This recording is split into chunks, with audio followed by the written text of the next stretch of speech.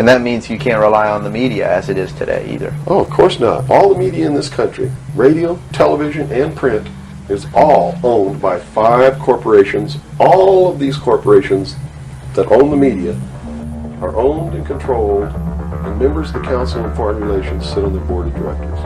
Can you name those 5?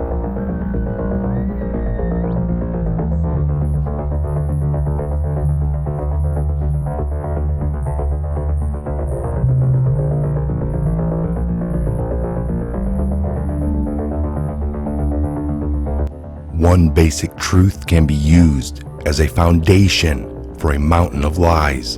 And if we dig down deep enough in the mountain of lies and bring out that truth to set it on top of the mountain of lies, the entire mountain of lies will crumble under the weight of that one truth.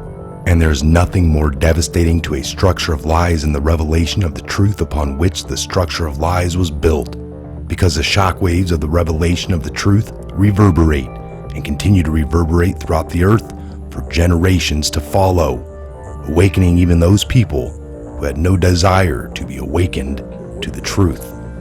There is no job worth $2 million a year. That's why they pay athletes these fantastic salaries. I was listening to the radio the other day. They just contracted to pay one player on one team $6 million a year. Can you believe this? And why is that? It's the Roman circus. What does the emperor do when the people become restive, and when the people are asking questions, and when the people don't like the policies of the emperor? He sends them to the circus. He creates a circus. He builds a giant coliseum, and he begins to throw the Christians to the lions. And he has great chariot races and football games and basketball games, all to keep the idiots preoccupied with things that don't mean anything in the scheme of the entire world, so that they don't have the time to learn what the truth is, so they don't ever get smart enough to learn how they're being manipulated, so they don't ever question the emperor. That's why they pay a player on a football team or a baseball team $1 million or $2 million or $3 million a year.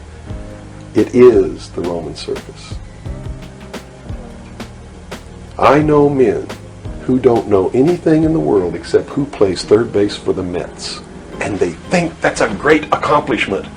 And they meet and pat each other on the back and bond and go have cocktails and talk about what this guy that plays third base for the Mets did in last night's game.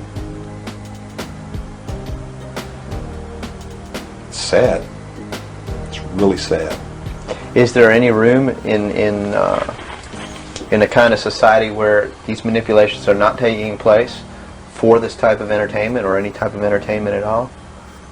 If people understand that a game is a game, if people understand that nobody, no matter what they do, is worth paying $2 or $3 million a year for, people should be able to get rich if they want to, by the sweat of their individual labor, okay?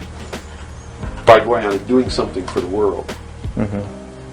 Not by taking people's minds away from the emperor. It's a game. Football's a game. Football's a game. But let me tell you something.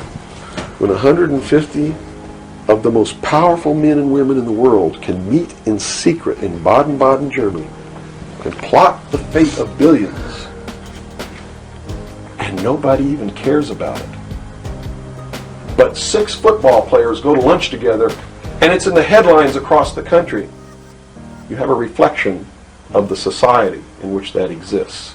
And it is a sick society that is doomed to self-destruction. So based on that scenario, there's some truth into what these men are looking at. Absolutely, and that's what makes me so sick, is that I'm trying to wake up a people who on a daily basis are proving the ones that I'm warning them about to be right.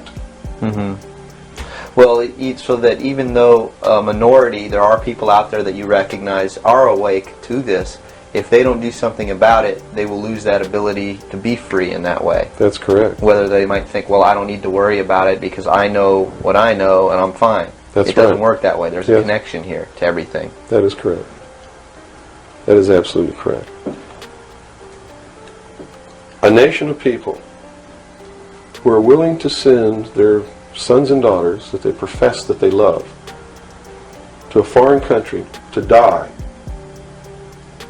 and they use the excuse to themselves that they're sending them off to defend our country, and they know damn well that's a lie, are doomed.